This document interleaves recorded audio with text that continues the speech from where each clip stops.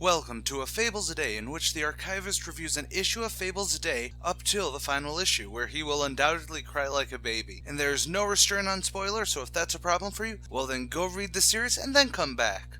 On with the show. Fables number 11, Bag of Bones, in which death itself proves to be just another occasion for Jack to hatch his schemes. Hey, the official In Witches are back. Yeah, I don't have to come up with anyone. Sorry if they sucked before. But anyways. So, Jack of the Tales, you know, the Jack from all the Jack Tales I brought up earlier, sort of from all of the Jack Tales, but that's foreshadowing for later, is part of the Louisiana Volunteers during the American Civil War. He lies up a storm to leave when he feels the South is at a loss, and stumbles upon an old black blind man with nary a thing except the clothes on his back and a deck of cards playing poker by himself in the swamp. But Jack, being Jack and not finding this weird, plays himself some cards with the devil. And you know what? Jack loses. A lot. Until all he has are the pants on his butt. So the devil makes the pot sweeter. Everything the devil has and all of Jack's stuff back versus his soul in one hand. 4 Jacks put Jack into possession of all of the devil's wares, especially a bag of unlimited holding. Well, with the devil right thoroughly mad, Jack leaves the swamp and comes across an old estate, where a single beautiful lady is dying inside for some ailment, probably consumption. It's always consumption.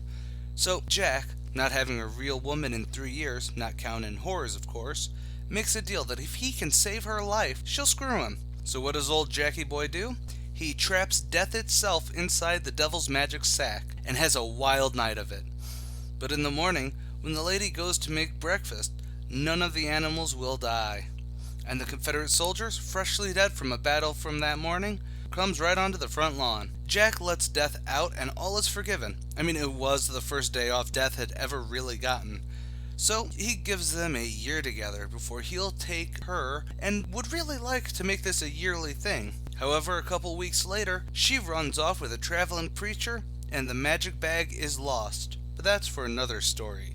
This is the first real single issue we've ever got, a standalone story for Fables, and it is a really fun romp with the unscrupulous and amoral Jack. For a story, it's great, feeling very much like a folk tale, a southern folk tale of yesteryear, and gives a good break from the high emotions the last arc really held, and those to come. Also, this is the first appearance of sex in Fables. I think, this is the first time we've ever legitimately had a sex scene in Fables, and honestly, it's done very tastefully, as it usually is, even when it's completely off the walls like Jack's sex in this is. Regardless, y'all come back now, you hear?